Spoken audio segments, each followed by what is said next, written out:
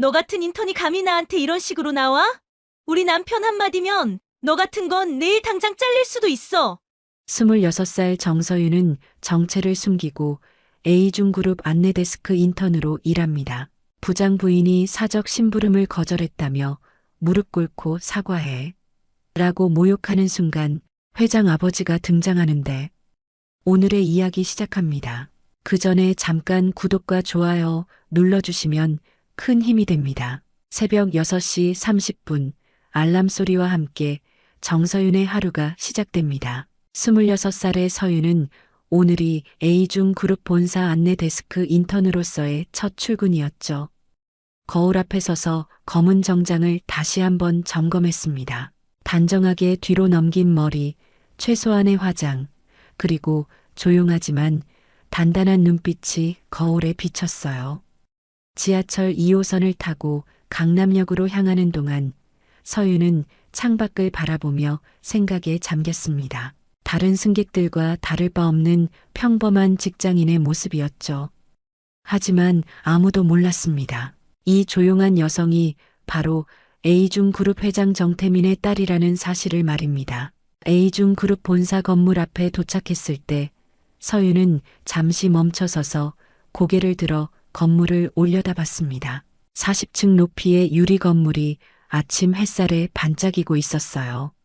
이 건물의 최고층에는 아버지 정태민의 회장실이 있었지만 오늘부터 서윤은 1층 로비의 안내 데스크에서 일하게 될 것이었습니다. 정서윤 씨죠? 인사팀에서 연락받았습니다. 로비 매니저가 다가와 인사했습니다. 서윤은 정중하게 고개를 숙이며 인사를 받았어요. 인사팀에서는 서윤을 그저 일반적인 인턴 지원자로만 알고 있었습니다. 정태민 회장의 특별한 지시로 채용됐다는 것 외에는 아무것도 모르는 상황이었죠. 오늘부터 박지연 대리님과 함께 근무하시게 됩니다. 지연님, 소개해드릴게요. 박지연 대리는 30대 초반의 밝은 성격을 가진 여성이었습니다. 서윤을 보자 환한 미소를 지으며 악수를 청했어요. 반가워요. 서윤 씨 앞으로 잘 부탁드려요. 안내 데스크 업무가 생각보다 까다로울 수 있는데 천천히 알려드릴게요. 서윤은 감사하다는 인사를 하며 박지연의 안내를 따랐습니다. 안내 데스크는 로비 한가운데 위치해 있었고 하루 종일 수많은 방문객들이 지나다니는 곳이었어요. 서윤은 빠르게 업무 내용을 파악했습니다. 방문자 접수, 전화 응대, 회의실 안내 등 생각보다 다양한 일들이 있었죠. 대단하네요. 첫날인데도 금방 적응하시는 것 같아요. 박지연이 감탄하며 말했습니다. 서윤은 어릴 때부터 아버지 회사에 대해 들어왔고 자연스럽게 업무 환경에 익숙해져 있었거든요. 하지만 그런 배경을 드러내지 않고 성실하게 업무에 임했습니다. 점심시간이 되자 박지연이 사내 식당을 안내해 줬습니다. 직원들로 가득한 식당에서 서윤은 조용히 식사를 했어요. 주변에서 들리는 업무 이야기들, 회사 소식들이 모두 새로웠습니다. 아버지의 딸이 아닌 평범한 직장인으로서 경험하는 첫 번째 시간이었죠. 서윤 씨는 어떤 계기로 저희 회사에 지원하게 되셨어요? 박지연이 호기심 어린 목소리로 물었습니다. 서윤은 잠시 망설였지만 진실의 일부만 말했어요. 안정적인 대기업에서 경험을 쌓고 싶었습니다. 그리고 A중그룹의 기업 문화가 좋다고 들었거든요. 거짓말은 아니었습니다. 서윤은 정말로 이 회사에서 평범한 직원으로 일해보고 싶었거든요. 아버지의 보호 아래가 아닌 자신의 능력만으로 인정받는 경험을 하고 싶었습니다. 오후 업무가 시작되자 서윤은 더욱 집중해서 일했습니다. 방문객들을 맞이하고 전화를 받고 각종 서류를 정리하는 일들이 반복됐어요. 단조로울 수 있는 업무였지만 서윤에게는 모든 것이 새로운 배움이었습니다. 회장의 딸이 아닌 정서윤이라는 개인으로서 처음 맞는 사회생활이었거든요. 첫 주가 지나고 서윤은 안내 데스크 업무에 완전히 적응했습니다. 박지연 대리는 서윤의 꼼꼼하고 성실한 태도에 감탄을 금치 못했어요. 방문객들 역시 서윤의 정중하고 친절한 응대에 만족해했습니다. 모든 것이 순조롭게 흘러가는 것 같았죠. 그런데 둘째 주 화요일 오후 예상치 못한 일이 벌어졌습니다. 오후 3시경 로비에 한 여성이 들어왔어요. 40대 중반으로 보이는 그 여성은 명품 핸드백을 들고 화려한 옷차림을 하고 있었습니다. 서윤이 정중하게 인사하며 용건을 물었을 때 그 여성의 표정이 급변했어요. 당신이 새로운 인턴이구나. 나는 영업부 서진국 부장 부인 윤미경이야. 윤미경의 목소리에는 처음부터 권위적인 톤이 섞여 있었습니다. 서윤은 정중하게 고개를 숙이며 인사했지만 윤미경의 태도는 더욱 거만해졌어요. 오늘 우리 애학원 차가 고장났는데 당신이 대신 데리러 가줘야겠어. 강남역 근처니까 금방 다녀올 수 있을 거야. 서윤은 당황했습니다. 이런 사적인 심부름은 업무 범위에 포함되지 않았거든요. 박지연 대리가 자리를 비운 상황에서 서윤은 조심스럽게 대답했습니다. 죄송하지만 제가 자리를 비우면 안내 데스크에 공백이 생깁니다. 다른 방법을 찾아보시는 게 어떨까요? 그 순간 윤미경의 얼굴이 붉어졌습니다. 인턴 따위가 자신의 부탁을 거절한다는 게 믿어지지 않는다는 표정이었어요. 뭐라고? 당신이 지금 나한테 거절하는 거야? 우리 남편이 이 회사에서 어떤 위치에 있는지 알고 있어? 목소리가 점점 커지자 로비에 있던 다른 사람들의 시선이 집중되기 시작했습니다. 서윤은 최대한 차분하게 상황을 정리하려 했어요. 죄송합니다. 하지만 업무 시간 중에는 회사 일에 집중해야 합니다. 이해해 주시길 부탁드려요. 이해. 이런 무례한 인턴은 처음 봐. 윤미경이 목소리를 높였습니다. 점점 더 많은 사람들이 상황을 지켜보기 시작했어요. 서윤은 당황했지만 자신의 원칙을 굽히지 않았습니다. 제가 할 수 있는 일이라면 최선을 다해 도와드리겠지만 지금 요청하신 일은 업무 범위를 벗어납니다. 윤미경의 분노는 절정에 달했습니다. 주변 사람들이 지켜보는 가운데 큰 소리로 서윤을 몰아세우기 시작했어요. 당신 같은 인턴이 감히 나한테 이런 식으로 나와? 우리 남편 한마디면 당신 같은 건 내일 당장 잘릴 수도 있어. 서윤의 얼굴이 창백해졌습니다. 공개적인 모욕을 당하는 상황이었지만 여전히 침착함을 유지하려 노력했어요. 하지만 윤미경은 더욱 과격해졌습니다. 무릎 꿇고 사과해. 그러면 이번 한 번은 용서해 줄게. 그 말에 로비 전체가 조용해졌습니다. 모든 사람들이 충격적인 상황을 바라보고 있었어요. 서윤은 손이 떨렸지만 자존심을 굽히지 않았습니다. 죄송하지만 그럴 수는 없습니다. 뭐라고? 정말 무릎 꿇게 만들어야겠네. 윤미경이 서윤에게 다가가려는 순간이었습니다. 엘리베이터에서 낮고 권위 있는 목소리가 들려왔어요. 여기서 무슨 일입니까? 모든 사람들이 일제히 고개를 돌렸습니다. 정태민 회장이 몇 명의 임원들과 함께 엘리베이터에서 나오고 있었어요. 평소보다 일찍 회의를 마치고 내려온 것 같았습니다. 윤미경은 갑자기 당황한 기색을 보였습니다. 회장이 직접 나타난 상황에서 자신의 행동이 얼마나 부적절했는지 깨달은 것 같았어요. 하지만 이미 돌이킬 수 없는 상황이었습니다. 정태민 회장은 차분한 걸음으로 안내 데스크 쪽으로 다가왔습니다. 서윤은 아버지와 눈이 마주쳤지만 어떤 표정도 짓지 않았어요. 회장은 주변 상황을 빠르게 파악하고 있는 것 같았습니다. 무슨 일인지 설명해 주시겠습니까? 회장의 조용하지만 위험 있는 목소리에 로비 전체가 더욱 조용해졌습니다. 윤미경은 말을 더듬기 시작했어요. 정태민 회장의 질문에 윤미경은 순간 말문이 막혔습니다. 회장의 위험 있는 시선이 자신에게 집중되자 아까까지의 거만한 태도가 온데간데 없어졌어요. 하지만 이미 벌어진 일을 되돌릴 수는 없었습니다. 회장님. 저는 영업부 서진국 부장의 부인 윤미경입니다. 윤미경이 떨리는 목소리로 자신을 소개했습니다. 정태민 회장은 고개를 끄덕이며 계속 설명을 기다렸어요. 제가 급한 일이 있어서 인턴분께 부탁을 드렸는데 너무 무례하게 거절해서. 윤미경은 자신의 행동을 정당화하려 했지만 주변에 있던 목격자들의 시선이 곱지 않았습니다. 회장은 조용히 서윤을 바라봤어요. 정서윤 씨, 어떤 부탁을 받으셨나요? 서윤은 차분하게 상황을 설명했습니다. 사적인 심부름 요청을 받았고 업무 시간 중이라 정중히 거절했다는 내용이었어요. 그리고 그 이후 벌어진 모욕적인 상황들도 담담하게 말했습니다. 정태민 회장의 표정이 점점 굳어졌습니다. 윤미경의 행동이 얼마나 부적절했는지 충분히 파악한 것 같았어요. 특히 무릎 꿇으라는 발언에 대해서는 눈빛이 차갑게 변했습니다. 윤미경 씨, 직원에게 무릎을 꿇으라고 하셨다고요? 회장의 목소리에는 분명한 분노가 섞여 있었습니다. 윤미경은 급하게 변명하려 했어요. 그건 그런 뜻이 아니었습니다. 단지 예의를 가르쳐 주려고. 예의요? 정태민 회장이 한 걸음 앞으로 나아갔습니다. 그의 존재감에 로비 전체가 긴장감으로 가득 찼어요. 사람의 존엄성을 무시하는 것이 예의입니까? 직원에게 사적인 심부름을 강요하는 것이 예의입니까? 윤미경은 아무 말도 할 수 없었습니다. 회장의 질책 앞에서 완전히 위축된 상태였어요. 주변에 있던 임원들과 직원들도 숨을 죽이고 상황을 지켜보고 있었습니다.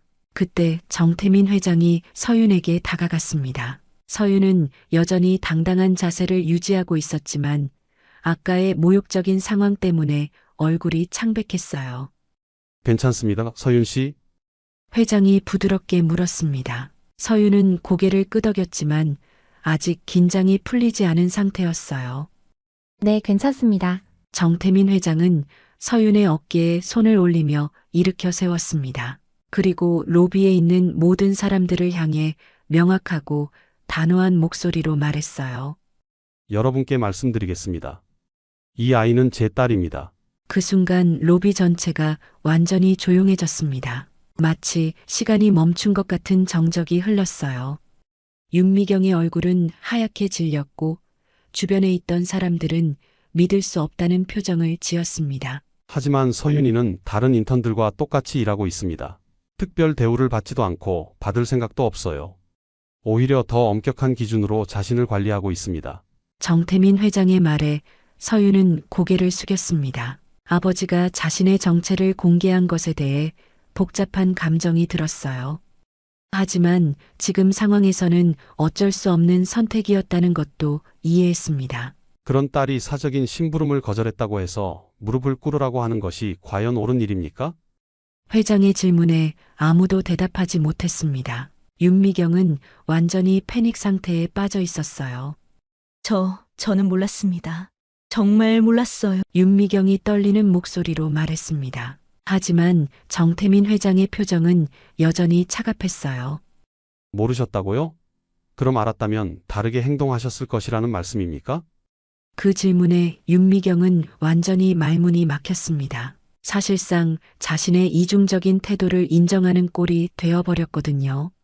사람은 누구나 존중받을 권리가 있습니다.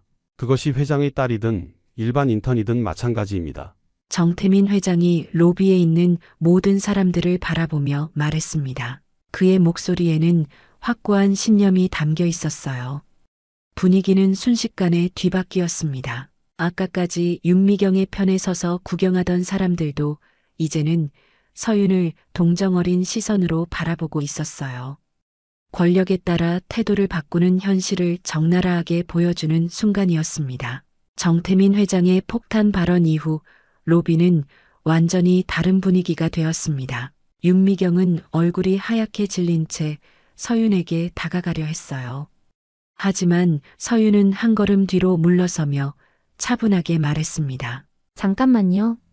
서윤의 목소리는 조용했지만 단호했습니다. 모든 사람들의 시선이 그녀에게 집중되었어요. 저는 회장님의 딸이기 이전에 이 회사의 인턴입니다. 그리고 무엇보다 한 명의 사람이에요. 서윤이 윤미경을 바라보며 천천히 말을 이어갔습니다. 아까까지의 당황스러운 모습은 온데간데없고 침착하고 품위 있는 태도를 보였어요. 아까 제게 무릎을 꿇으라고 하셨죠. 그런 방식으로 사과를 받는 것은 옳지 않다고 생각합니다. 윤미경은 더욱 당황했습니다. 지금 당장이라도 바닥에 엎드려 사과하고 싶은 심정이었지만 서윤의 말에 어떻게 반응해야 할지 몰랐어요. 저는 단순히 제 업무를 지키려 했을 뿐입니다. 그것이 잘못된 일이라고 생각하지 않아요. 서윤의 말에 정태민 회장은 조용히 고개를 끄덕였습니다. 딸의 성숙한 대응에 자부심을 느끼는 것 같았어요. 주변에 있던 임원들과 직원들도 서윤의 당당한 모습에 감탄하고 있었습니다. 다만 오늘 일로 기분이 상하신 것에 대해서는 이해합니다. 앞으로는 더 나은 방식으로 소통할 수 있기를 바라요. 서윤이 정중하지만 당당하게 말했습니다. 완전히 용서한다는 것도 아니고 그렇다고 상대를 모욕하는 것도 아닌 적절한 선을 지키는 대응이었어요. 윤미경은 이제야 상황의 심각성을 완전히 깨달았습니다. 회장의 딸에게 모욕을 준 것도 문제였지만 더 큰 문제는 자신의 인격 자체가 의심받고 있다는 점이었어요. 정말 죄송합니다. 제가 너무 성급했습니다. 윤미경이 떨리는 목소리로 사과했습니다. 하지만 서윤은 더 이상 그 사과에 크게 신경 쓰지 않는 듯 했어요. 괜찮습니다. 이제 각자 할 일을 하시죠. 서윤이 안내 데스크로 돌아가려는 순간 정태민 회장이 조용히 말했습니다. 서윤아, 잠깐 이야기 좀 하자. 아버지의 부름에 서윤은 고개를 끄덕였습니다. 회장은 주변 사람들을 향해 말했어요.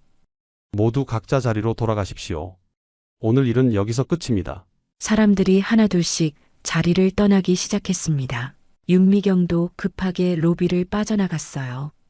아마 남편인 서진국 부장에게 연락해야겠다는 생각을 하고 있을 것 같았습니다. 로비가 어느 정도 정리되자 정태민 회장과 서윤은 조용한 곳으로 이동했습니다. 회장은 딸의 어깨에 손을 올리며 부드럽게 물었어요. 많이 당황스러웠지? 아니에요, 아버지. 오히려 좋은 경험이었어요. 서윤의 대답에 회장은 의외라는 표정을 지었습니다. 좋은 경험이라니? 제가 정말로 어떤 사람인지 알 수 있었거든요. 어려운 상황에서도 제 원칙을 지킬 수 있다는 걸 확인했어요. 서윤의 말에 정태민 회장은 미소를 지었습니다. 딸이 이런 시련을 통해 더욱 성장하고 있다는 것을 느꼈거든요. 하지만 정체를 공개하게 되어서 미안하다. 원래 계획과는 달라졌지? 괜찮아요. 어차피 언젠가는 알려질 일이었고 오늘처럼 당당하게 알려져서 오히려 다행이에요. 서윤의 성숙한 대답에 회장은 더욱 뿌듯함을 느꼈습니다. 딸이 단순히 회장의 딸이 아닌 독립적이고 당당한 한 사람으로 성장하고 있다는 것을 확인할 수 있었거든요. 앞으로도 계속 인턴으로 일할 생각이니? 네, 아버지. 지금이 제게는 가장 소중한 배움의 시간이에요.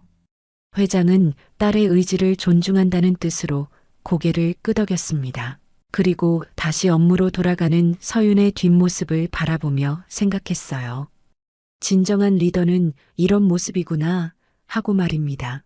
그날 오후 A중 그룹 전체가 술렁였습니다. 회장의 딸이 인턴으로 일하고 있다는 소식이 순식간에 퍼져나갔거든요. 각 부서마다 직원들이 모여서 수군거리기 시작했습니다. 특히 영업부는 난리가 났어요. 서진국 부장은 오후 4시경 급하게 인사팀으로 불려갔습니다. 인사 담당 임원이 심각한 표정으로 그를 맞이했어요. 서 부장님, 오늘 로비에서 일어난 일에 대해 알고 계시죠? 서진국은 이미 아내 윤미경으로부터 전화를 받고 상황을 파악한 상태였습니다. 얼굴이 창백해진 채 고개를 끄덕였어요. 죄송합니다. 제가 아내를 제대로 관리하지 못했습니다. 관리의 문제가 아닙니다. 이건 인격의 문제예요. 인사 담당 임원의 차가운 목소리에 서진국은 더욱 위축되었습니다. 회장의 딸에게 모욕을 준 것도 심각한 문제였지만 그 과정에서 드러난 인간성 자체가 더 큰 문제였거든요.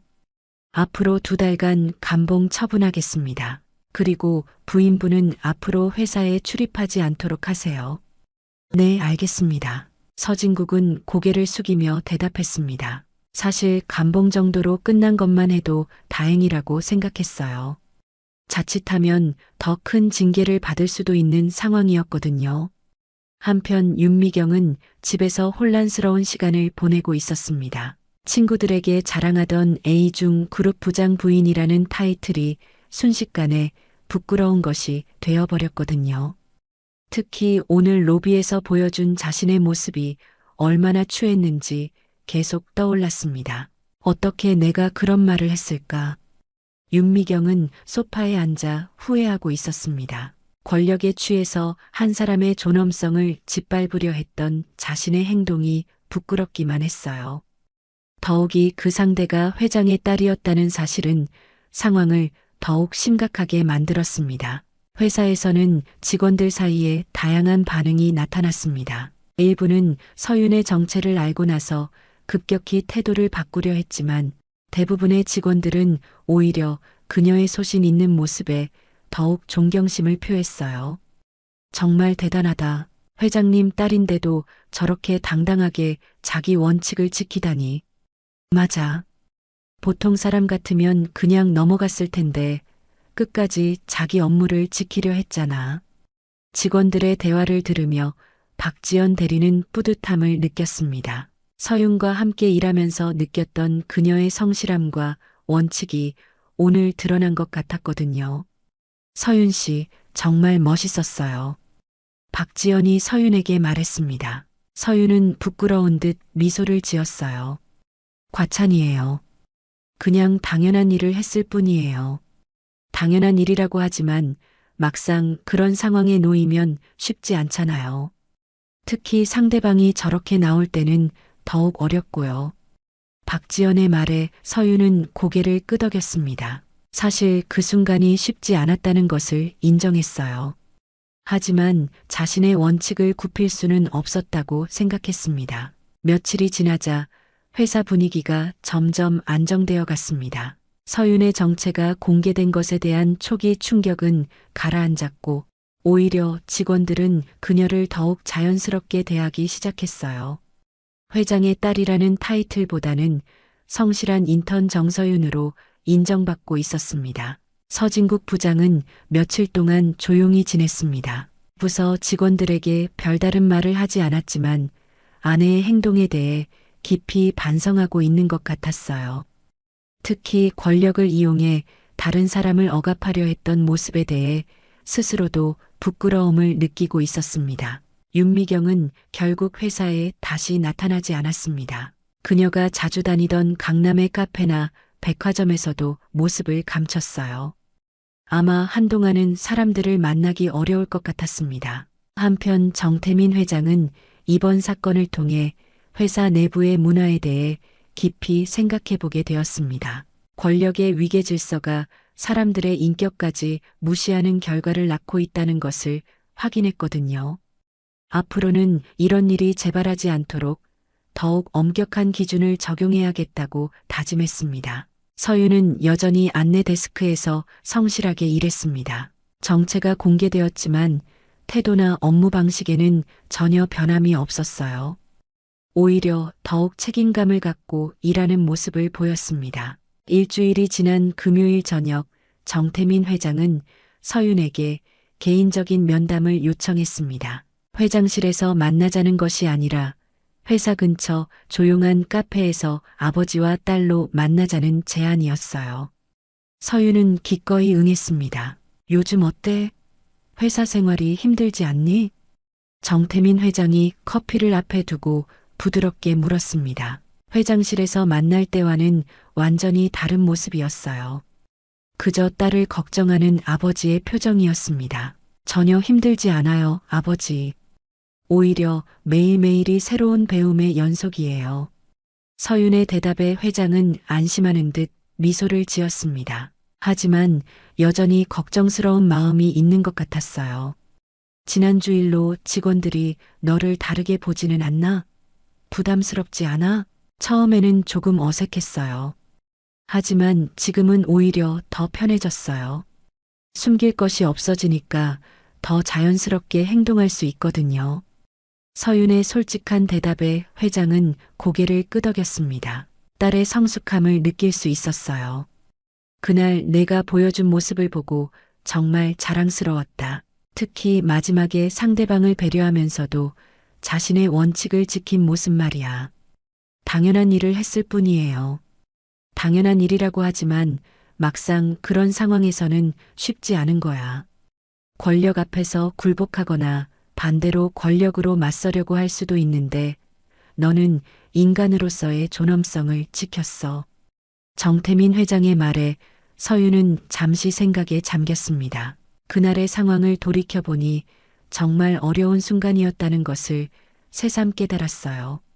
아버지, 궁금한 게 있어요. 뭐든 물어봐. 진짜 리더가 되려면 어떤 자질이 필요한가요? 서윤의 질문에 회장은 잠시 침묵했습니다. 깊이 생각한 후 천천히 대답하기 시작했어요. 리더십에 대해서는 많은 이론이 있지만 내 경험으로는 가장 중요한 것이 태도라고 생각해. 권력이나 지위가 아니라 말이야. 태도요? 그래. 어떤 상황에서도 사람을 존중하고 원칙을 지키며 책임을 지는 태도. 그것이 진정한 리더십의 출발점이야. 회장의 말에 서윤은 깊이 공감했습니다. 지난주 상황에서 자신이 보여준 것도 결국 그런 태도였다고 생각했거든요. 내가 그날 보여준 모습이 바로 그런 거야. 상대방이 권력을 휘두르려 할 때도 흔들리지 않고 자신의 원칙을 지키면서도 상대방의 인격까지는 무시하지 않았잖아. 하지만 아직 부족한 게 많아요. 더 배워야 할 것들이 너무 많고 그런 마음가짐이야말로 진정한 리더의 자질이야. 항상 배우려는 자세, 겸손함, 그리고 성장하려는 의지 말이야. 정태민 회장이 딸을 바라보며 계속 말했습니다. 권력은 사람을 변하게 만들어 때로는 교만하게 만들고 때로는 다른 사람을 무시하게 만들지. 하지만 진짜 리더는 권력을 가져도 변하지 않는 사람이야. 그런 리더가 되고 싶어요. 서윤의 진심 어린 대답에 회장은 뿌듯한 미소를 지었습니다. 넌 이미 그런 길을 걷고 있어. 지위나 배경에 의존하지 않고 자신만의 방식으로 사람들의 인정을 받고 있으니까 앞으로도 계속 이런 식으로 배워나가고 싶어요. 인턴으로서 그리고 한 사람으로서 말이에요. 좋은 생각이야. 그런데 하나 기억해둬야 할 것이 있어. 회장의 표정이 약간 진지해졌습니다. 리더는 혼자서는 될 수 없어. 주변 사람들과 함께 성장해야 하고 그들을 존중하고 믿어야 해. 그리고 무엇보다도 섬기는 마음을 가져야 하지. 섬기는 마음이요? 그래. 리더는 군림하는 것이 아니라 섬기는 거야. 조직과 사람들을 위해 봉사하는 마음, 그것이 진정한 리더십이야. 서윤은 아버지의 말을 깊이 새겨들었습니다. 단순히 권력을 갖는 것이 아니라 책임을 지고 다른 사람들을 위해 일하는 것이 진정한 리더의 모습이라는 것을 배웠어요. 오늘 대화가 정말 도움이 됐어요, 아버지. 앞으로 더욱 열심히 배우겠어요. 천천히 해. 리더십은 하루아침에 만들어지는 것이 아니니까. 지금처럼 성실하게 그리고 겸손하게 배워나가면 돼. 두 사람은 따뜻한 대화를 나누며 저녁 시간을 보냈습니다. 회장과 직원의 딸이 아닌 아버지와 딸로서의 소중한 시간이었어요. 아버지와의 대화 이후 서윤은 더욱 확신을 갖고 일할 수 있었습니다. 월요일 아침 평소처럼 안내 데스크에 앉아 업무를 시작했어요. 하지만 분위기는 확실히 달라져 있었습니다. 직원들이 서윤을 대하는 태도에서 진정한 존경심이 느껴졌거든요. 서윤 씨, 오늘 신입사원 교육자료 정리 좀 도와주실 수 있나요? 박지연 대리가 부탁했을 때 서윤은 기꺼이 응답했습니다. 예전 같으면 단순히 선배의 부탁이라고 생각했겠지만 이제는 팀워크의 일환으로 받아들였어요. 물론이에요. 어떤 자료를 정리하면 될까요?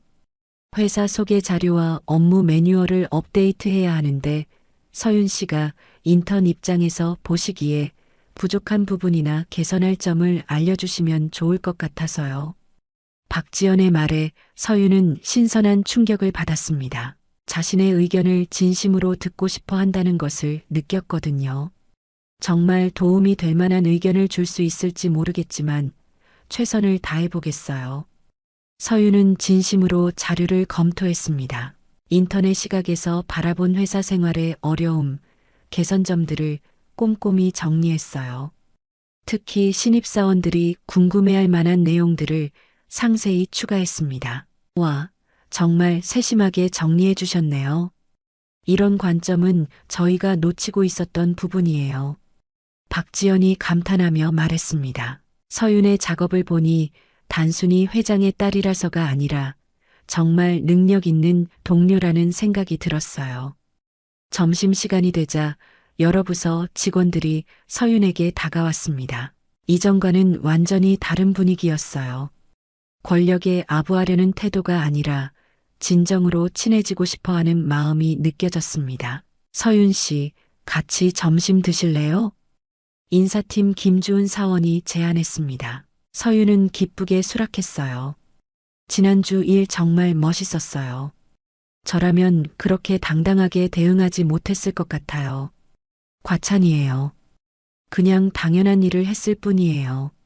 당연한 일이라고 하시지만 정말 쉽지 않은 일이었을 거예요. 특히 그런 상황에서 상대방까지 배려하는 모습은 정말 인상적이었어요. 동료들의 진심 어린 칭찬에 서윤은 부끄러워했습니다. 하지만 그들이 자신의 능력과 인격을 인정해준다는 것을 느꼈어요. 오후에는 더욱 흥미로운 일이 벌어졌습니다. 영업부에서 새로운 프로젝트 회의가 있었는데 박지연 대리가 서윤에게 참관하라고 제안한 것이었어요. 아직 인턴이라 직접 참여는 어렵지만 회의 과정을 지켜보면서 배우는 것도 좋을 것 같아요. 정말 괜찮을까요? 물론이에요. 회장님께서도 서윤 씨가 다양한 경험을 쌓기를 원하신다고 하셨거든요. 회의실에 들어갔을 때 서진국 부장이 있었습니다. 지난주 사건 이후 처음 마주치는 순간이었어요. 서진국은 어색해하며 서윤에게 인사했습니다. 안녕하세요, 서윤 씨. 안녕하세요, 부장님. 서윤은 자연스럽게 인사를 받았습니다. 과거 일을 굳이 언급하지 않으면서도 적절한 거리를 유지하는 성숙한 태도를 보였어요. 회의가 진행되는 동안 서윤은 조용히 경청했습니다. 각 부서의 의견 조율 과정, 문제 해결 방식, 의사결정 과정들을 주의 깊게 관찰했어요. 이론으로만 배웠던 경영학 지식이 실제로 어떻게 적용되는지 생생하게 느낄 수 있었습니다. 서윤 씨는 어떻게 생각하세요? 갑자기 마케팅팀 과장이 서윤에게 의견을 물었습니다. 예상치 못한 질문에 잠시 당황했지만 서윤은 침착하게 대답했어요. 고객 입장에서 생각해보면 제품의 기능보다는 그것이 가져다주는 가치에 더 관심이 많을 것 같아요. 특히 젊은 층의 경우에는 더욱 그렇죠. 서윤의 의견에 회의실이 조용해졌습니다. 그리고 마케팅팀 과장이 고개를 끄덕이며 말했어요. 정말 좋은 관점이네요. 저희가 놓치고 있었던 부분이에요. 회의가 끝난 후 여러 임원들이 서윤에게 다가와 대화를 나눴습니다. 회장의 딸이라서가 아니라 신선한 아이디어를 제시한 젊은 인재로 인정받는 순간이었어요. 퇴근 시간이 되자 박지연 대리가 서윤에게 말했습니다. 오늘 회의에서 정말 좋은 의견 주셨어요. 앞으로도 이런 기회가 있으면 계속 참여해 보세요. 정말 감사해요. 많이 배웠어요. 배우는 건 서로죠. 저희도 서윤 씨 덕분에 새로운 시각을 갖게 됐어요. 그날 집에 돌아가는 길에 서윤은 뿌듯함을 느꼈습니다. 회장의 딸이라는 타이틀이 아닌 정서윤이라는 개인으로 인정받고 있다는 것을 확실히 느꼈거든요. 한 달이 더 지나자 서윤의 인턴 생활은 완전히 새로운 단계에 접어들었습니다. 안내 데스크에서의 기본 업무는 물론이고 다양한 부서의 프로젝트에도 참여하게 되었어요. 하지만 가장 큰 변화는 서윤 자신의 내면에서 일어나고 있었습니다. 서윤 씨, 오늘 신입사원들 오리엔테이션에서 회사 생활에 대해 간단히 이야기해 주실 수 있을까요? 인사팀장이 제안했을 때 서윤은 잠시 망설였습니다. 아직 인턴인 자신이 신입사원들에게 조언할 자격이 있을까 하는 생각이 들었거든요. 제가 아직 배우는 입장인데 도움이 될까요? 오히려 그래서 더 좋을 것 같아요. 비슷한 처지에서 느낀 솔직한 이야기를 들려주시면 됩니다. 서윤은 결국 수락했습니다. 신입사원들 앞에 서서 자신의 경험을 나누는 것도 의미 있는 일이라고 생각했어요. 오리엔테이션 당일 서윤은 떨리는 마음으로 강단에 올랐습니다. 20명 정도의 신입사원들이 그녀를 바라보고 있었어요. 처음에는 회장의 딸이라는 시선도 있었지만 서윤은 그런 것들을 넘어서 진심으로 이야기하기 시작했습니다. 안녕하세요. 저는 현재 안내 데스크에서 인턴으로 일하고 있는 정서윤입니다. 서윤의 첫 마디에서부터 진정성이 느껴졌습니다. 신입사원들도 집중하기 시작했어요. 저도 여러분과 비슷한 마음으로 이 회사에 들어왔습니다. 설렘과 두려움, 그리고 잘해낼 수 있을까 하는 불안감까지 말이에요. 서윤은 자신이 겪었던 시행착오들, 어려웠던 순간들을 솔직하게 이야기했습니다. 특히 지난달 있었던 일을 통해 배운 교훈들을 나누었어요. 가장 중요한 것은 자신의 원칙을 지키는 것이라고 생각해요. 어떤 상황에서든 사람으로서의 존엄성을 잃지 않는 것, 그리고 다른 사람을 존중하는 마음을 갖는 것이죠. 신입사원들은 서윤의 이야기에 깊이 공감하고 있었습니다. 회장의 딸이라는 배경보다는 같은 처지에서 고민하고 성장하는 선배로 받아들이고 있었어요. 실수를 두려워하지 마세요. 저도 매일 실수하고 배워가고 있거든요. 중요한 것은 실수에서 배우고 더 나은 사람이 되려고 노력하는 거예요. 발표가 끝난 후 많은 신입사원들이 서윤에게 다가와 질문하고 조언을 구했습니다. 서윤은 각자의 고민을 진심으로 들어주고 자신의 경험을 바탕으로 조언해 주었어요. 그날 오후 정태민 회장이 서윤을 다시 만나자고 했습니다. 이번에는 회장실에서의 만남이었어요. 오늘 신입사원 오리엔테이션 이야기 들었어. 정말 잘했다고 하더구나. 아직 부족한 점이 많은데 과찬이에요. 겸손한 것도 좋지만 자신의 성장을 인정하는 것도 필요해. 넌 정말 많이 변했어. 회장의 말에 서윤은 자신을 돌아보게 되었습니다. 처음 인턴으로 시작했을 때와 비교하면 확실히 많은 것들이 달라져 있었어요. 앞으로 어떤 계획을 갖고 있니? 당분간은 지금처럼 현장에서 배우고 싶어요. 아직 배울 것이 너무 많거든요. 좋은 마음가짐이야. 그런데 하나 제안이 있어. 회장이 진지한 표정을 지었습니다. 다음 달부터 경영기획팀에서 인턴십을 해보는 게 어떨까? 물론 지금까지처럼 특별 대우는 없을 거야. 오히려 더 엄격할 수도 있고. 서윤은 잠시 생각했습니다. 경영기획팀은 회사의 핵심 부서 중 하나였어요. 더 큰 책임과 도전이 기다리고 있을 것이었습니다. 네, 해보고 싶어요. 하지만 조건이 있어요. 조건? 지금까지처럼 제 능력으로만 평가받고 싶어요. 그리고 실수하면 당당히 책임지겠어요. 회장은 딸의 당당한 모습에 미소를 지었습니다. 좋아. 그럼 정말로 다른 인턴들과 똑같이 대우받을 준비가 되어 있는 거지? 네, 아버지. 그날 저녁 서윤은 지하철을 타고 집으로 향했습니다. 창밖으로 스쳐가는 도시의 불빛들을 바라보며 지난 몇 달을 돌이켜봤어요. 처음 인턴으로 시작했을 때의 설렘, 어려웠던 순간들, 그리고 그 과정에서 배운 소중한 교훈들이 떠올랐습니다. 지위가 아닌 태도로 존경받는 사람이 되겠다. 서윤은 마음속으로 다짐했습니다.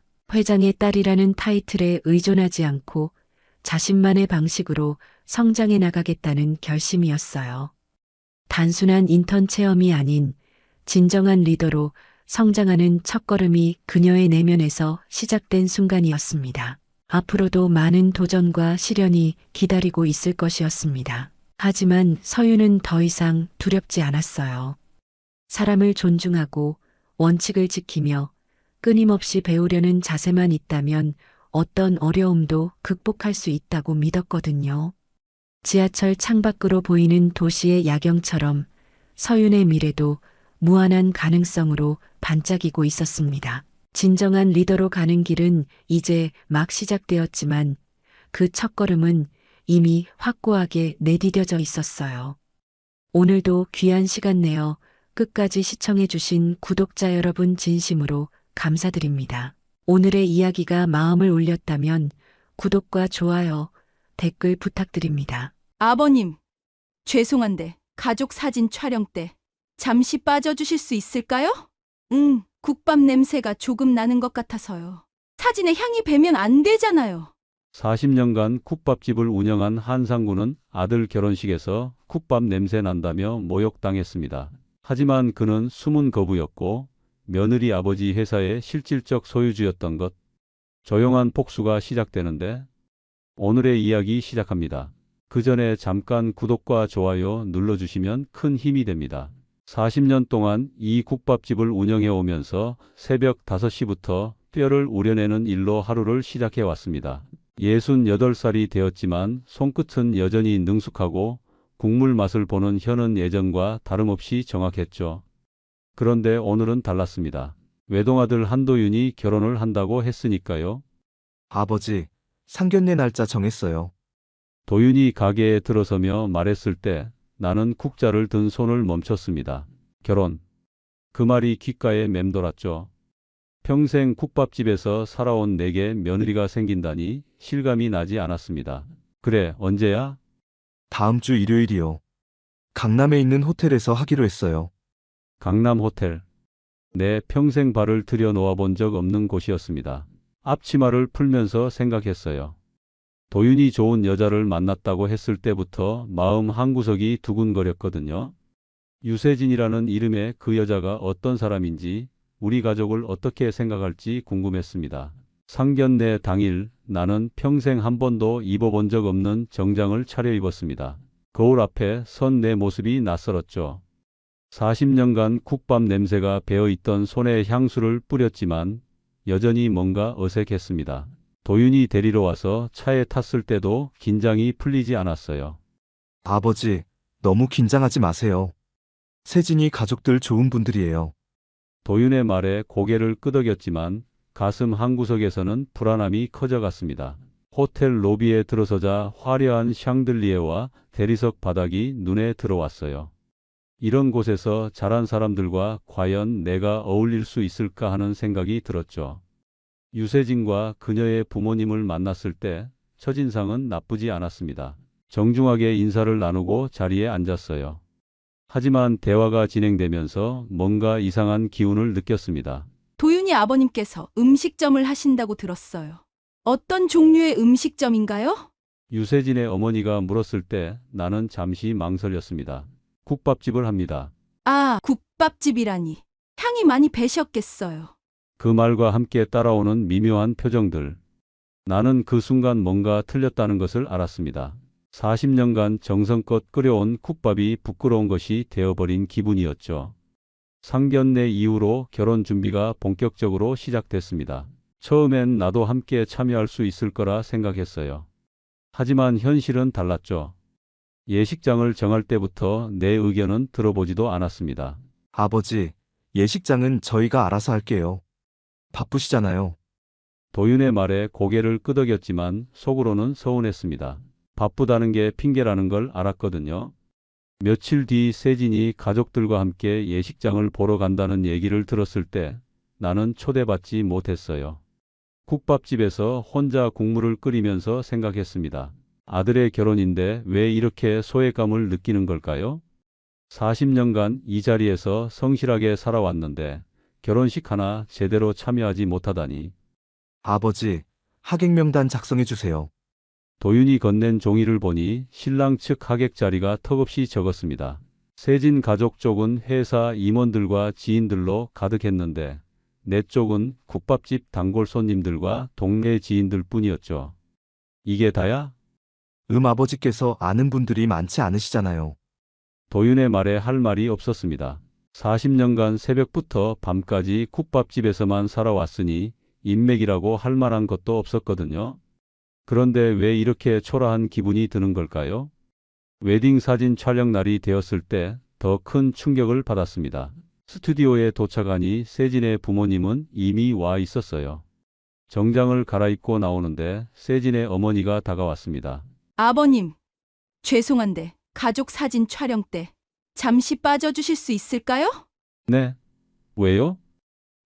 국밥 냄새가 조금 나는 것 같아서요. 사진에 향이 배면 안 되잖아요. 그 순간 머리가 하얘졌습니다. 새벽부터 샤워를 하고 향수까지 뿌리고 왔는데도 국밥 냄새가 난다는 거였죠. 40년간 내 손으로 끓여온 국밥이 이렇게 부끄러운 것이 될 줄 몰랐습니다. 아버지, 잠깐만 밖에서 기다려주세요. 도윤마저 고개를 돌리며 말했을 때 나는 아무 말도 할 수 없었습니다. 스튜디오 밖 복도에 서서 유리창 너머로 웃으며 사진을 찍는 가족들을 바라봤어요. 내가 빠진 자리에서 모든 게 자연스럽게 진행되고 있었습니다. 그날 밤 국밥집에 돌아와서 혼자 술을 마셨습니다. 40년간 이 자리를 지켜온 게 잘못된 일이었을까요? 아들을 위해 밤낮 없이 일해온 게 부끄러운 일이었을까요? 빈 소주잔을 바라보며 생각했어요. 언제부터 내가 이렇게 작은 사람이 되었을까? 며칠 뒤 도윤이 결혼식 자리 배치도를 가져왔습니다. 신랑 아버지인 내 자리는 뒷줄이었어요. 세진 가족의 체면을 위해서라는 설명을 들었지만 가슴 속에서 뭔가 무너지는 소리가 들렸습니다. 40년간 쌓아온 자존심이 한순간에 무너져 내리는 기분이었죠. 결혼식 당일 아침 나는 평소보다 일찍 일어났습니다. 새벽 4시부터 샤워를 하고 정장을 다시 한번 점검했어요. 거울 앞에 선 내 모습을 보니 어색했지만 오늘만큼은 아들의 아버지로서 당당하게 서고 싶었습니다. 예식장에 도착하니 이미 세진 가족들이 분주하게 움직이고 있었습니다. 화려한 꽃장식과 샹들리에가 눈부셨죠. 하지만 내가 설 자리는 어디에도 없는 것 같았어요. 세진의 아버지 유건식은 하객들과 인사를 나누며 바쁘게 돌아다녔지만 나에게는 눈길조차 주지 않았습니다. 아버지, 여기 앉으세요. 도윤이 안내한 자리는 예상했던 대로 뒷줄이었습니다. 신랑 아버지 자리라고 하기에는 너무 구석진 곳이었죠. 앞자리에는 세진 가족의 친척들과 회사 임원들이 앉아 있었어요. 나는 그 자리에 앉아서 주변을 둘러봤습니다. 내 주변에는 국밥집 단골 할머니 몇 분과 동네 이웃들만 있었어요. 식이 시작되고 주례가 신랑 신부 가족을 소개할 때였습니다. 세진의 아버지는 모 건설회사 대표이사라고 당당하게 소개됐지만 나는 그냥 신랑 아버지로만 언급됐어요. 국밥집 사장이라는 말조차 나오지 않았습니다. 신랑 아버지께서는 음식업에 종사하고 계십니다. 주례의 애매한 표현에 하객들 사이에서 웅성거리는 소리가 들렸습니다. 그 순간 얼굴이 화끈거렸어요. 40년간 정성껏 끓여온 국밥이 이렇게 부끄러운 것이 될 줄 몰랐습니다. 식이 진행되는 동안 나는 점점 작아지는 기분이었습니다. 축사를 하는 세진 아버지의 회사 임원들, 화려한 꽃다발을 들고 축하하는 사람들. 모든 게 세진 가족 중심으로 돌아가고 있었어요. 나는 그저 구경꾼일 뿐이었습니다. 가장 충격적인 순간은 가족 사진을 찍을 때였습니다. 사진사가 가족들을 배치하면서 나를 가장 구석으로 밀어냈어요. 조금만 뒤로 서주세요. 네, 거기서 멈추세요. 나는 거의 사진 밖으로 밀려날 뻔했습니다. 아버지, 괜찮으시죠? 도윤이 돌아보며 물었지만 그 눈에는 미안함보다는 어서 넘어가자는 기색이 역력했습니다. 내 아들조차 나를 부담스러워하고 있었어요. 40년간 키워온 아들이 이렇게 변해버린 걸까요? 피로연이 시작되자 상황은 더욱 심각해졌습니다. 세진 가족 쪽 하객들은 고급 양복을 차려입고 명함을 주고받으며 사업 얘기를 나눴지만 내 쪽 하객들은 어색해하며 구석에 모여 있었어요. 두 세계가 완전히 다른 느낌이었습니다. 저분이 신랑 아버지시래요. 국밥집 하신다던데. 지나가던 하객의 수군거리는 소리가 들렸습니다. 그 말에 고개를 들어 도윤을 바라봤어요. 내 아들은 세진과 함께 웃으며 다른 하객들과 인사를 나누고 있었습니다. 나를 돌아보지도 않았죠. 더 이상 견딜 수 없었습니다. 조용히 자리에서 일어나 예식장 밖으로 나왔어요. 복도에 서서 한참을 서 있었습니다. 40년간 내 인생이 이렇게 초라한 것이었을까요? 국밥으로 아들을 키우고 대학까지 보내고 결혼까지 시켜놨는데 이게 내가 받을 대접인 걸까요? 예식장을 나서면서 뒤돌아보니 여전히 웃음소리와 축하 인사가 들려왔습니다. 내가 없어도 모든 게 자연스럽게 진행되고 있었어요. 그 순간 가슴 속에서 뭔가 완전히 무너져 내리는 걸 느꼈습니다. 예식장을 나온 후 나는 곧바로 국밥집으로 돌아갔습니다. 정장을 벗고 평소 입던 작업복을 입었어요. 거울에 비친 내 모습이 한없이 초라해 보였습니다. 하지만 이게 진짜 내 모습이겠죠? 40년간 국밥만 끓여온 늙은 아버지 말입니다. 국물을 끓이면서 생각했습니다. 정말 이게 내 인생의 전부일까요? 아들한테도 인정받지 못하고 며느리 가족에게는 무시당하고. 하지만 그들이 모르는 게 하나 있었어요. 내가 단순히 국밥집 사장이 아니라는 것 말입니다. 사실 나는 오래전부터 국밥집 수익으로 부동산과 주식 투자를 해왔습니다. 처음엔 작은 돈으로 시작했지만 40년간 꾸준히 모은 돈이 눈덩이처럼 불어났어요. 아무도 몰랐죠. 도윤에게도 말한 적이 없었습니다. 그냥 성실하게 살아온 아버지로만 보였겠죠. 밤이 되어 가게 문을 닫고 나는 집 안 깊숙한 곳에 숨겨둔 서류들을 꺼냈습니다. 부동산 등기부등본, 주식증권, 은행 통장들 모두 합치면 수백억 원의 자산이었어요. 하지만 이 모든 게 무슨 소용이 있었을까요? 아들에게도 인정받지 못하는데 말입니다. 서류를 뒤지다가 흥미로운 것을 발견했습니다. 10년 전 위기에 처한 어떤 건설회사에 투자했던 기록이었어요. 그 회사가 부도 직전까지 갔을 때 나는 익명의 투자자로 돈을 댔습니다.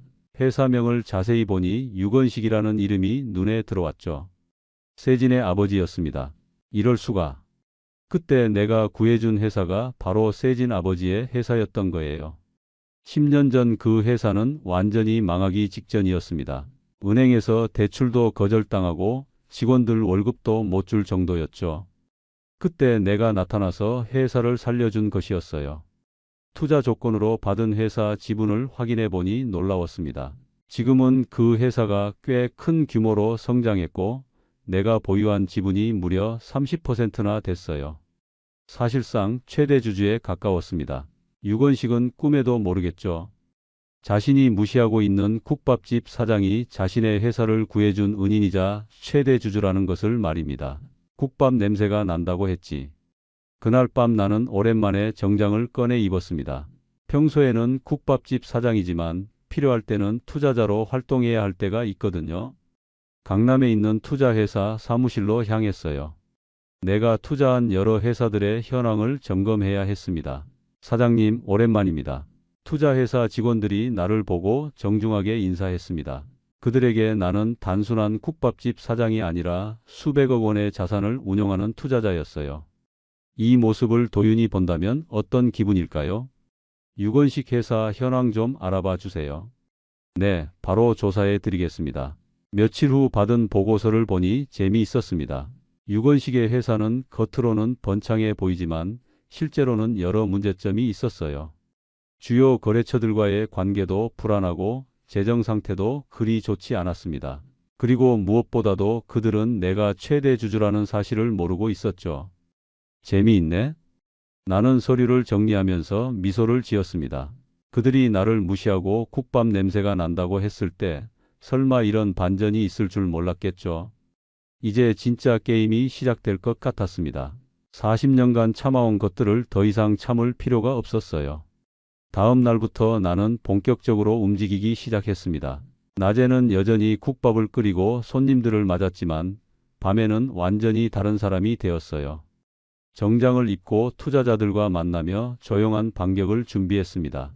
먼저 유건식 회사의 주요 거래처들을 파악했습니다. 놀랍게도 그중 몇 곳은 내가 투자한 회사들과 연결되어 있었어요. 10년간 꾸준히 투자해온 네트워크가 이렇게 도움이 될 줄 몰랐습니다. 전화 한 통이면 충분했죠.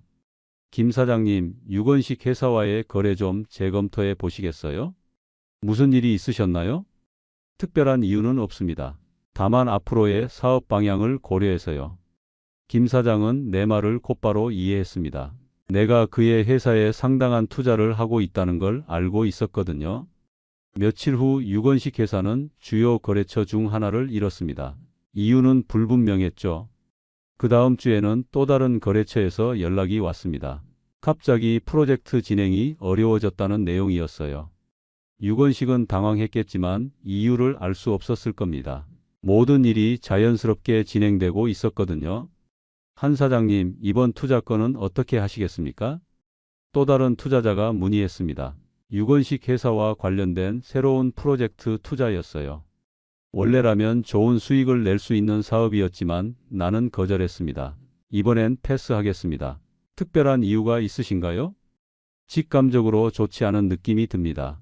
투자자들 사이에서는 서로의 판단을 존중하는 문화가 있었습니다. 내가 빠지자 다른 투자자들도 하나둘씩 망설이기 시작했어요. 결국 그 프로젝트는 무산됐습니다.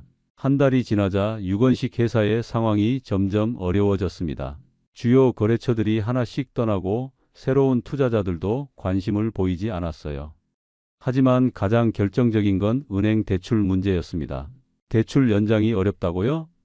유건식이 은행에 문의했을 때 받은 답변이었습니다. 사실 그 은행의 대주주 중 하나가 내가 투자한 금융회사였어요.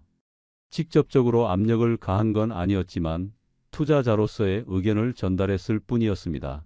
위험도가 높아 보입니다. 그 한마디면 충분했습니다. 은행은 유건식 회사를 재평가하기 시작했고 결과적으로 대출 연장을 거부했어요. 유건식은 급하게 다른 은행들을 알아봤지만 어디서도 좋은 대답을 들을 수 없었습니다. 밤늦게 국밥집에서 설거지를 하면서 생각했습니다. 이런 일들이 우연의 일치일까요? 아니면 내가 의도한 결과일까요? 사실 나는 아무것도 직접적으로 하지 않았어요. 그저 투자자로서 당연한 판단들을 내렸을 뿐이었습니다. 하지만 효과는 분명했습니다. 유건식 회사는 점점 어려운 상황에 빠져들고 있었어요. 그가 나를 국밥 냄새 난다고 무시했을 때는 몰랐겠지만 그 국밥집 사장이 자신의 목줄을 쥐고 있다는 걸 깨닫게 될 날이 머지 않았습니다. 국밥 냄새로 당신들 회사를 샀다고 말할 날이 오겠네. 혼자 중얼거리며 웃었습니다. 40년간 참아온 모든 것들이 이제야 의미를 갖기 시작했어요. 진짜 게임은 이제부터였습니다. 2달이 지나자 유건식 회사는 완전히 위기에 빠졌습니다. 주요 거래처들이 모두 떠났고 은행 대출도 막혔어요. 회사 직원들은 불안해하기 시작했고 유건식은 급하게 투자자를 찾아다녔습니다. 하지만 아무도 관심을 보이지 않았죠. 그때 유건식에게 한 통의 전화가 왔습니다. 이사회를 소집하겠습니다. 회사의 중요한 문제를 논의해야 할 일이 생겼어요. 전화를 건 사람은 회사의 법무팀이었습니다. 갑작스러운 이사회 소집 통지에 유건식은 당황했어요. 누가 이사회를 요청했는지도 모르는 상황이었습니다. 누가 이사회를 요청했다는 겁니까? 최대 주주께서 직접 요청하셨습니다. 최대 주주? 내가 최대 주주인데요? 아닙니다. 지분 30%를 보유하고 계신 분이 따로 계십니다. 유건식은 그 말에 충격을 받았습니다. 자신이 모르는 최대 주주가 있다는 건 말이 안 됐거든요. 급하게 회사 지분 구조를 다시 확인해 봤지만 10년 전 익명 투자자의 정체는 여전히 수수께끼였어요. 이사회 당일 나는 평소와 다르게 고급 정장을 차려입었습니다. 머리도 깔끔하게 정리하고 구두도 반들반들하게 닦았어요. 국밥집 사장이 아닌 투자자로서의 모습이었습니다. 회의실에 들어서자 유건식과 이사들이 앉아 있었습니다. 그들은 내가 들어오자 의아한 표정을 지었어요. 아마 잘못 들어온 사람이라고 생각했겠죠. 실례지만 누구시죠? 한 이사가 물었습니다. 나는 조용히 자리에 앉으면서 서류 가방을 열었어요. 한상구입니다. 이 회사의 최대 주주죠.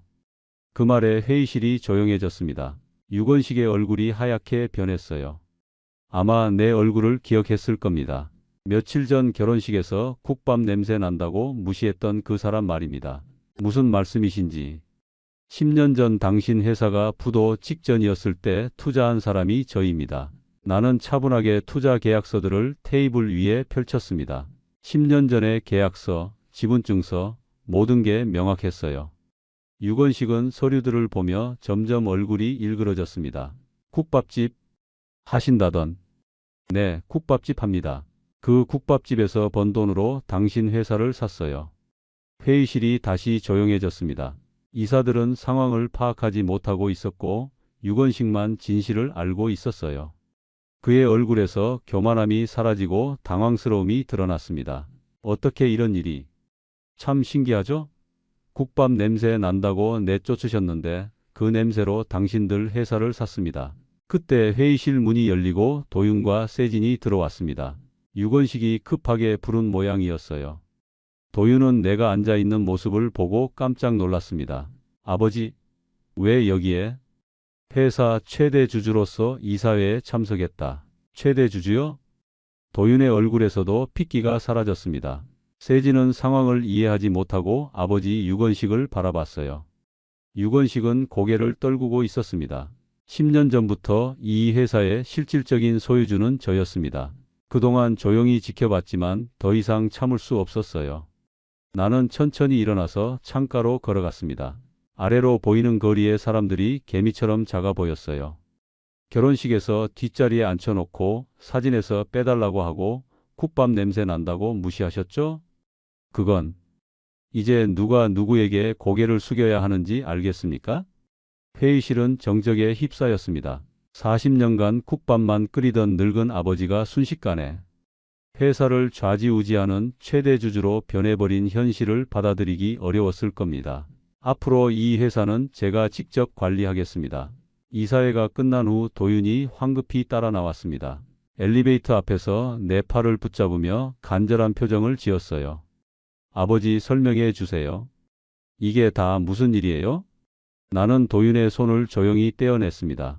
40년간 그 손을 잡고 키워왔는데 이제는 그 손길이 낯설게 느껴졌어요. 설명할 것도 없다. 내가 본 게 전부야. 그런데 왜 지금까지 말씀하지 않으셨어요? 왜 숨기셨던 거죠? 엘리베이터가 도착했지만 나는 타지 않았습니다. 도윤과 마주서서 그동안 하지 못했던 말들을 꺼냈어요. 말해서 뭐 하나? 돈 많은 아버지라고 달라질 게 있나? 그런 게 아니에요. 아버지가 이런 분이실 줄 몰랐어요. 몰랐다고? 40년간 너를 키운 아버지를 몰랐다는 거냐? 도윤의 얼굴이 하얗게 질렸습니다. 내 목소리에서 평소에 없던 차가움이 느껴졌을 테니까요. 사실 나도 이렇게 말하고 싶지 않았어요. 하지만 결혼식에서 받은 모욕이 아직도 가슴에 남아 있었습니다. 아버지, 죄송해요. 제가 잘못했어요. 죄송하다고? 나는 쓴 웃음을 지었습니다. 이제 와서 사과한다고 달라질 게 있을까요? 결혼식 날 뒷자리에 앉히고 사진에서 빼달라고 했던 그 순간들이 지워지는 건 아니었거든요. 돈이 있다고 알았으면 달리 대해줬을 거냐? 그럼 지금까지는 뭐였나? 그런 게 아니에요. 정말로. 됐다. 이제 각자 살자. 나는 등을 돌려 계단으로 향했습니다. 도윤이 뒤따라오며 계속 불렀지만 돌아보지 않았어요. 40년간 쌓인 실망감이 하루아침에 사라질 수는 없었습니다. 그날 밤 국밥집에 돌아와서 혼자 술을 마셨습니다. 승리한 기분이어야 하는데 왜 이렇게 허전한 걸까요? 유건식을 굴복시키고 진실을 밝혔지만 정작 가장 중요한 아들과의 관계는 돌이킬 수 없을 것 같았어요. 며칠 후 도윤이 다시 찾아왔습니다. 이번에는 세진과 함께였어요. 둘 다 초라한 모습이었습니다. 유건식의 회사가 사실상 내 손에 넘어간 후 그들의 상황도 많이 달라졌을 테니까요. 아버님, 한 번만 기회를 주세요. 세진이 고개를 숙이며 말했습니다. 결혼식 때 나를 무시하던 그 교만한 모습은 온데간데 없었어요. 하지만 나는 마음이 움직이지 않았습니다. 기회요? 언제 내게 기회를 줬나? 아버지, 정말 죄송합니다. 제가 너무 어리석었어요. 도윤도 무릎을 꿇으며 빌었지만 나는 그들을 바라보기만 했습니다. 40년간 국밥을 끓이며 참아온 모든 순간들이 떠올랐어요. 새벽부터 밤까지 일하며 도윤을 키운 시간들. 그런데 결국 받은 건 무시와 모욕뿐이었습니다. 돈도 자랑도 필요 없었다. 사람 대접만 받고 싶었어. 내 말에 도윤이 울기 시작했습니다. 하지만 나는 더 이상 그 눈물에 마음이 움직이지 않았어요. 너무 늦었습니다. 이제 각자 길을 가자. 나는 내 길을, 너희는 너희 길을 가면 돼. 나는 등을 돌리고 주방으로 들어갔습니다. 뒤에서 도윤이 부르는 소리가 들렸지만 돌아보지 않았어요. 40년간 이어온 부자 관계가 이렇게 끝나는 건 슬펐지만 어쩔 수 없었습니다. 며칠 후 유건식의 회사는 완전히 내 손에 넘어왔습니다. 새로운 경영진을 구성하고 사업 방향도 바꿨어요. 유건식은 모든 지위를 잃고 쫓겨났습니다. 자업자득이었죠. 하지만 승리의 기쁨보다는 허무함이 더 컸습니다. 이긴 게 맞나 싶었어요. 아들을 잃으면서까지 얻은 승리가 과연 의미가 있을까요? 국밥집에 혼자 앉아 이런 생각들을 하며 지냈습니다. 몇 달이 지나고 나는 강남에 새로운 국밥집을 열기로 결심했습니다. 유건식의 회사를 정리하고 얻은 수익으로 할 수 있는 일이었어요. 하지만 돈 때문이 아니었습니다. 40년간 끓여온 국밥의 진짜 의미를 보여주고 싶었거든요. 강남 한복판, 고층 빌딩들 사이에 자리한 새로운 국밥집은 겉으로는 현대적이었습니다. 깔끔한 인테리어, 밝은 조명, 넓은 홀. 하지만 주방에서는 여전히 같은 방식으로 국밥을 끓였어요. 새벽 5시부터 뼈를 우려내고 정성껏 고기를 삶고 김치를 담갔습니다. 개업 첫날 의외로 많은 사람들이 찾아왔습니다. 인근 회사 직장인들, 고급 승용차를 타고 온 사업가들, 심지어 정장 입은 임원들까지. 모두들 호기심 어린 눈으로 메뉴판을 들여다봤어요. 사장님, 여기가 그 유명한 국밥집이죠? 한 손님이 물었습니다. 아마 신문에 났던 기사를 봤나 봅니다.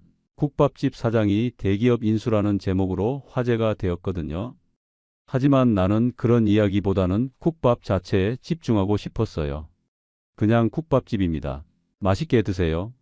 첫 숟가락을 뜬 손님의 표정이 변했습니다. 진한 국물 맛에 놀란 모양이었어요. 40년간 같은 방식으로 끓인 국밥은 어디서 먹어도 같은 맛이었습니다. 이런 맛이. 이 향은 사람의 향입니다. 나는 손님에게 말했습니다. 40년간 새벽부터 밤까지 끓여온 정성, 아들을 키우기 위해 흘린 땀, 무시당하면서도 굴복하지 않았던 자존심. 모든 게 이 국밥 안에 들어 있었어요. 점심시간이 되자 가게는 손님들로 가득 찼습니다. 정장 입은 사람들이 국밥을 먹으며 이야기를 나누는 모습이 신기했어요. 예전 같으면 이런 사람들이 내 국밥을 업신여겼겠지만 이제는 달랐습니다. 사장님, 정말 맛있네요. 이런 국밥은 처음이에요. 젊은 회사원이 말했습니다. 나는 그에게 따뜻한 미소를 지어줬어요. 국밥의 진짜 가치를 알아주는 사람들이 있다는 게 기뻤습니다. 저녁이 되어 한적해진 가게에서 설거지를 하고 있는데 문 앞에 익숙한 실루엣이 보였습니다. 도윤이었어요. 몇 달 만에 보는 아들의 모습은 많이 초라해졌습니다. 체중도 빠지고 얼굴도 수척해 보였어요. 들어와. 나는 짧게 말했습니다. 도윤은 조심스럽게 들어와서 카운터 앞에 앉았어요. 한동안 아무 말도 하지 않았습니다. 국밥 한 그릇 주세요. 도윤이 작은 목소리로 말했습니다. 나는 묵묵히 국밥을 끓여서 그 앞에 놓았어요. 도윤은 숟가락을 들고 한참을 망설이더니 조심스럽게 국물을 떠 마셨습니다. 아버지, 먹어. 나는 다른 일을 하며 도윤을 지켜봤습니다. 그는 눈물을 흘리며 국밥을 먹고 있었어요. 어릴 때부터 먹어온 그 맛이 그리웠나 봅니다. 아버지, 정말 죄송해요. 제가 너무 어리석었어요. 이제 와서 사과해도 달라지는 건 없다. 알아요. 하지만 말하고 싶었어요. 아버지가 얼마나 대단한 분인지 이제야 깨달았어요. 나는 고개를 저었습니다. 대단하다는 게 중요한 게 아니었어요. 그냥 아버지로서 인정받고 싶었을 뿐이었습니다. 돈이 있어서 대단한 게 아니야. 40년간 이 국밥을 끓여온 게 대단한 거지. 도윤이 고개를 끄덕였습니다. 이제야 이해하는 것 같았어요. 하지만 너무 늦었습니다. 깨진 그릇은 다시 붙여도 금이 남는 법이거든요. 가라. 이제 각자 길을 가자. 도윤은 더 이상 말하지 않고 일어났습니다. 문을 나서면서 한번 뒤돌아봤지만 나는 그를 보지 않았어요. 그날 밤 가게 문을 닫고 혼자 국밥을 먹었습니다. 40년간 끓여온 이 맛, 이 향. 이게 바로 내 인생이었어요.